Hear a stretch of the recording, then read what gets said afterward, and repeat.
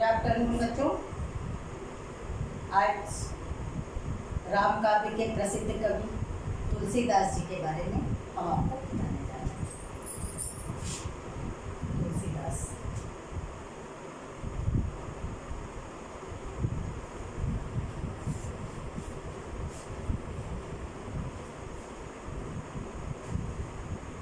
इनकी रचना है आपकी पाठ्य पुस्तक में संकलित धनुष बाण।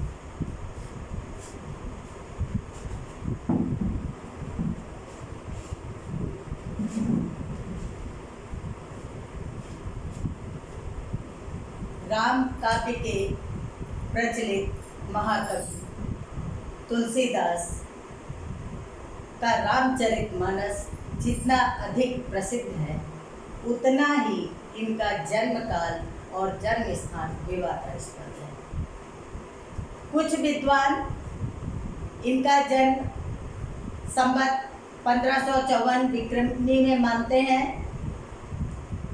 इनके लिए दोहा भी प्रचलित है। 1554 विषय कालिंदी के तीर श्रावण शुक्ला सप्तमी तुलसी धर्यो सती। तो कुछ विद्वान इनका जन्म 1554 विक्रमी में मानते हैं, लेकिन डॉक्टर नागेंद्र के द्वारा रचित हिंदी साहित्य के इतिहास में जो है वो लिखा हुआ है कि मुक्ति वो रघुवर चरित में जिसमें लिखा है कि माना गया है कि इनका जन्म संवत 1589 विक्रमी में हुआ था।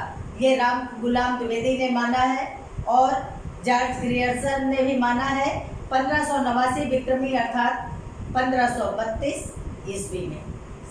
तो निष्कर्षतः सन 1532 ईस्वी ही इनका जन्म काल माना गया।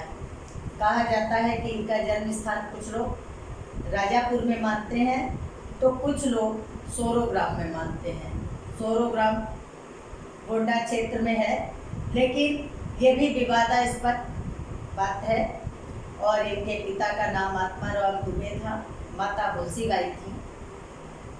कहा जाता है कि जब ये इनका जन्म हुआ था तो कुछ अनिष्ट की आशंका ज्योतिषी ने बताई थी, जिसके कारण इनके माता पिता ने इनका त्याग कर दिया था, गंगा के किनारे छोड़ दिया। फिर वहाँ से संत नर हरिदास इनको अपने आश्रम में ले गए और वहीं पर इनका पालन पोषण किया।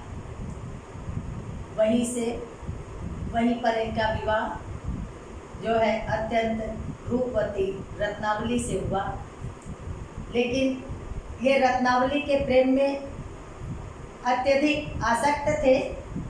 इस पर इनकी पत्नी ने इनकी भर्त्सना की थी, जिससे ये जो है इनका ध्यान रामचरित में हो गया और ये रामचरित पे रचना करने लगी। इनकी मृत्यु संवत 1680 में गंगा के किनारे हुई थी, काशी में। कहा जाता है कि मतलब संवत 1680 सन 1623 विक्रमी।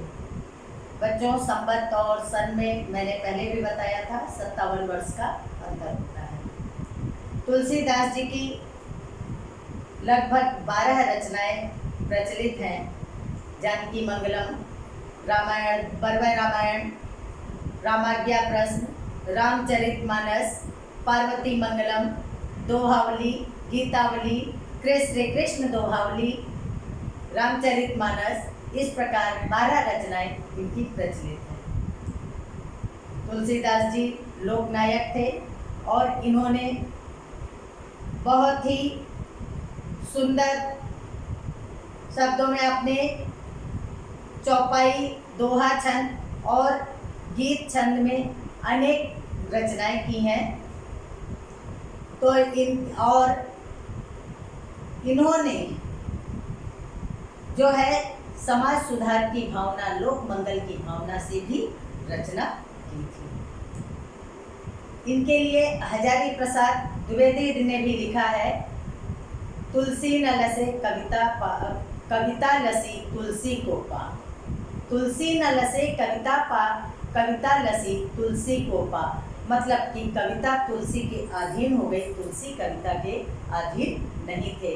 मतलब कि तुलसीदास की रचना से जो है तो कविता को उत्कृष्ट स्थान मिला है। इसके पश्चात हम आपको धनुष भंग का कुछ अंश पढ़ाने जा रहे हैं, वो ध्यान दीजिएगा।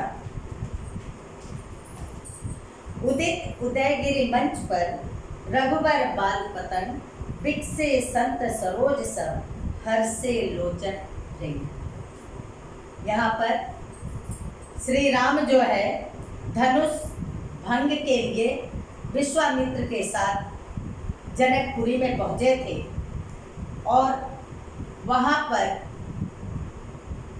देखा भव्य मंच सजा हुआ था और वहाँ पर बड़े बड़े राजा धनुष तोड़ने का प्रयास कर रहे थे। राजा जनक की शर्त थी कि जिसके जो धनुष भंग करेगा उसी के साथ सीता का विवाह किया जाएगा। तो क्या है, उदित उदयगिरि मंच पर रघुबर बाल पतन, विकसे संत सरोज सब, हर्षे लोचन रिंग। यहाँ दोहा छंद में बहुत सुंदर प्रकृति चित्रण के साथ कवि ने प्रस्तुत किया है कि उदित उदयगिरि मंच पर, उदयाचल पर्वत पर रघुबर बाल पतंग, रघुबर बालक रूपी सूर्य जो है पहुंच गए हैं। विकसे संत सरोज सब, जिससे संत रूपी कमल खिल उठे हैं। सब हर्षे लोचन रिंग, और नेत्र रूपी भौरे जो है चंचल हो चुके हैं, हर्षित हो चुके हैं। आशय ये है कि जिस प्रकार उदय होता हुआ सूर्य उदयाचल पर्वत पर विराजमान हो जाता है, उसी प्रकार श्री राम जो है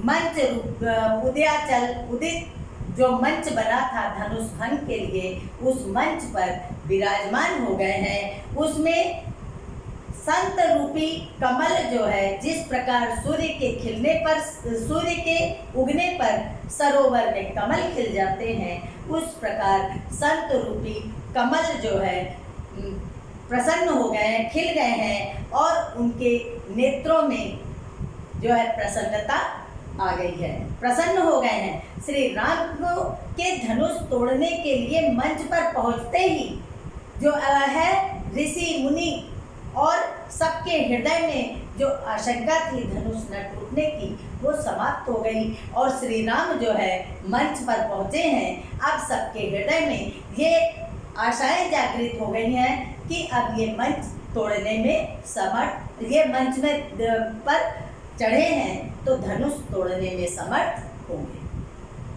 नृपन केरी आशा निसनासी, बचन नखत अवली न प्रकाशी। बड़े बड़े राजा धनुष तोड़ने के लिए गए थे।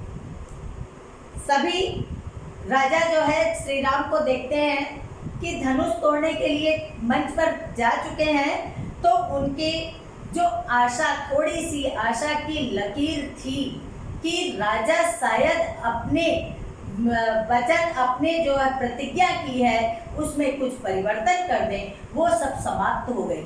अब वो राजाओं की प्रतिज्ञाएं समाप्त हो गई, जो कि बड़े बड़े अपनी वीरता का बखान कर रहे थे, बहुत तीव्रता से अपनी वीरता का वर्णन कर रहे थे। वो वीरता, वो जो है वो आशा अब नष्ट हो गई है। वचन नखत अवली न प्रकाशी, और जो बहुत वचन रूपी उनकी दृढ़ता, वीरता का वचन था, वचन रूपी प्रकाश जो है प्रकाशहीन हो गया, नक्षत्र प्रकाशहीन हो गया। अब उसमें तेजस्विता उन राजाओं में नहीं रही। मानी महिप कुमुद सुख जाने, कपटी भूप उलूक लुकाने। मानी मतलब यहाँ पर अर्थ है मानी से घमंडी, महिप मतलब राजा, कुमुद, कुमुद का पुष्प होता है। तो जो घमंडी राजा थे वो जो है एक, जिस प्रकार कुमुद का पुष्प मुरझा जाता है, उसी प्रकार घमंडी राजा भी मुरझा गए थे। मतलब कि उनको वो संकुचित हो गए। अब उनकी ये धारणा थी कि अब धनुष कौन तोड़ेगा और धनुष अब कोई तोड़ नहीं पाएगा, तो राजा जनक जो है अपनी प्रतिज्ञा परिवर्तित कर देंगे। वो प्रतिज्ञा उनको धूमिल होती हुई दिखाई दे रही थी। कपटी भूप लूक लुकाने, और कपटी जो राजा थे, जो छल प्रपंच से युक्त थे, जो अपने को ही महान समझते थे, वो राजा उल्लू की भांति छिप गए।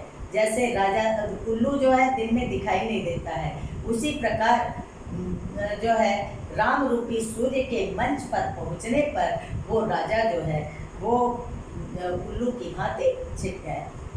भय विशोक शोक मुनि देवा, बरसहि सुमन जनावहि सेवा। कहा जाता है कि रात्रि में चकवा चकवी का बिछोह शोक युक्त होता है, लेकिन वही जब दिन का समय आता है तो वो प्रसन्न हो जाते हैं। उसी प्रकार मुनि रूपी चकवा चकवी जो है वो विश्व मतलब शोक रहित हो गए, प्रसन्न हो गए, और प्रसन्नता से श्री राम पर पुष्पों की वर्षा करने लगे। गुरुपद बंद सहित अनुरागा, राम मुनिन सन आयसु मांगा। अब राम को जो है अत्यधिक जब वहाँ पर पहुँचे हैं तो राम धनुष को तोड़ने के लिए आगे बढ़े थे, मर्यादा पुरुषोत्तम थे, तो उन्होंने कहा गुरुपद बंदी सहित अनुरागा। वो गुरु विश्वामित्र के साथ वहाँ जनकपुर में पहुँचे थे, तो उन्होंने गुरु के चरण कमलों में वंदना की, प्रेम सहित वंदना की, और सभी मुनि ऋषि मुनि वहाँ जो बैठे थे उनसे आयशु अर्थात आज्ञा मांगी। सहज चले सकल जग स्वामी, मत मंजुबर कुंजर गौमी। और बड़ी सहज से बड़े मदमस्त होकर मंच तक पहुँचे। जिस प्रकार से मतवाला हाथी मस्त होकर चलता है, उसी प्रकार श्री राम भी मस्त होकर बड़े सहजता पूर्वक मंच पर पहुँचे थे। वहाँ पर ना तो उनका गर्व था और कोमलता स्पष्ट दिखाई दे रही थी। चलत राम सब पुर नर नारी, पुलक पूर तन भय सुखारी। जैसे जैसे राम चल रहे, राम की अद्भुत अवर्णीय सुंदरता को देखकर जो जनकपुर के सभी नर नारी स्त्री पुरुष सभी जो है प्रसन्न हो गए। पुलक की पूरी तन भय सुखारी, और प्रसन्नता से उनका तन मन भर गया। सभी सुख की अनुभूति करने लगे कि अब सीता के संयोग बनेंगे, राम के साथ सीता का संयोग होगा, राम के साथ सीता का विवाह होगा। यह सोचकर जनकपुरवासी सब प्रसन्न हो गए और अपने हृदय में अत्यधिक सुखानुभूति करने लगे। मंद पितर सुर सुकृत संभारे, जो कछु पुण्य प्रभाव हमारे।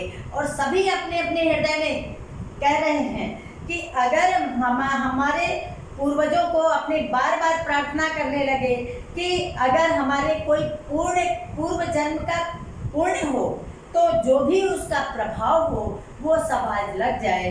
और क्या है, तो से धनु मृणाल की नाई, तो रे राम गणेश गुसाई। हे गणेश बाबा कहते हैं कि सबसे पहले सर्वप्रथम पूजा गणेश जी की होती है, तो कहा हे गणेश जी, अगर मेरे कोई पुण्य का प्रभाव हो तो इस धनुष को श्री राम जो है मृणाल अर्थात कमल नाल की भांति तोड़ने में समर्थ हों, और पूर्ण रूपेण जो है सफलता मिल जाए, और श्री राम और सीता का संयोग हो, श्री राम और सीता का विवाह हो जाए, और किसी प्रकार की आशंका मन में न रहे। सब हृदय में बार बार ये जो है मनोकामना करते हैं।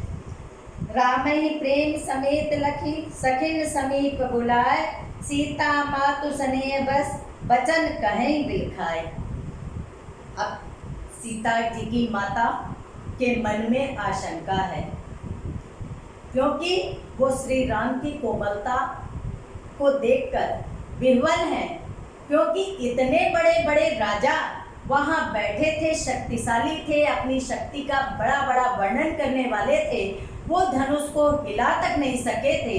तो सीता माता जो है, सीता जी की माता जो है, वो राम के कोमल शरीर को देखकर बड़ी दुखी होती हैं। रामई प्रेम समेत लखी, और बड़े प्रेम से श्री राम को देखती हैं। फिर अपनी सखियों को अपने पास बुलाती हैं। सीता मातु समेत स्नेह बस वचन कहे बिलखाए, और अत्यधिक व्याकुलता से अपनी सखियों से अपने इस जो है शंका भरे वाक्य को कहती हैं, अपने हृदय की पीड़ा को अपनी सखियों के सामने व्यक्त करती हैं। आज बच्चों इतना पढ़ा रहे हैं, इसका अर्थ लिख लीजिएगा। जिमनी मैंने भेज भी दी थी और आज बता भी दी है, इसको आप अपनी कॉपी पर लिख लीजिएगा, लिखकर हमको दिखा दीजिएगा। इसके आगे का वीडियो मैं कल भेजूंगी। थैंक यू बच्चों। रुक जाइए, एक काव्यगत सौंदर्य भी लिखना है बच्चों, ये लिख लीजिए, काव्य सौंदर्य।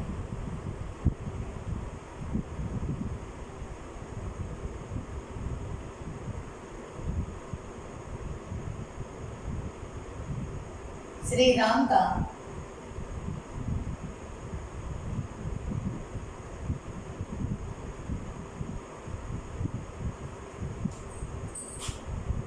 बाल सूर्य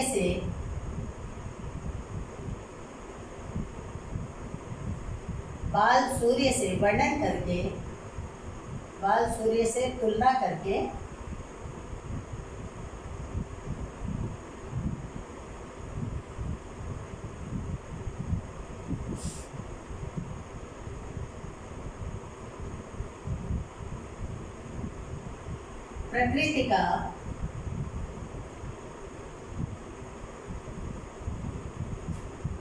प्रकृति का अद्भुत चित्रण किया है।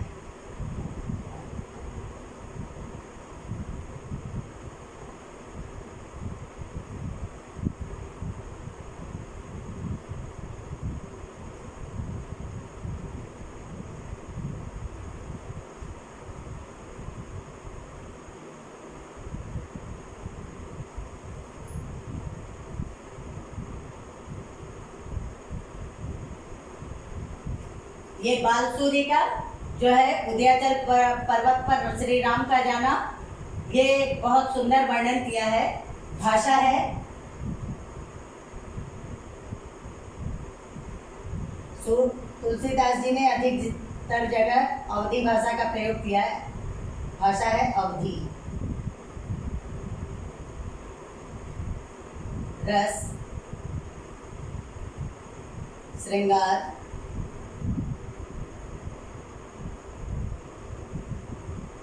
छंद में दो जगह जहाँ उदित उदयगिरी और सीता मातु प्रेम समेत, इसमें दोहा छंद है, बाकी में चौपाई छंद है। तो छंद दोहा और चौपाई।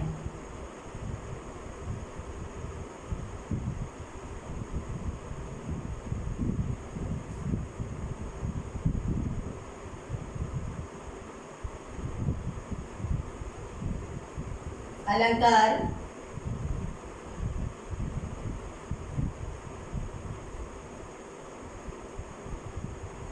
रूपक,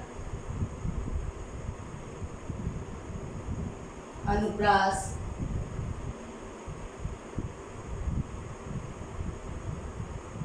उपमा।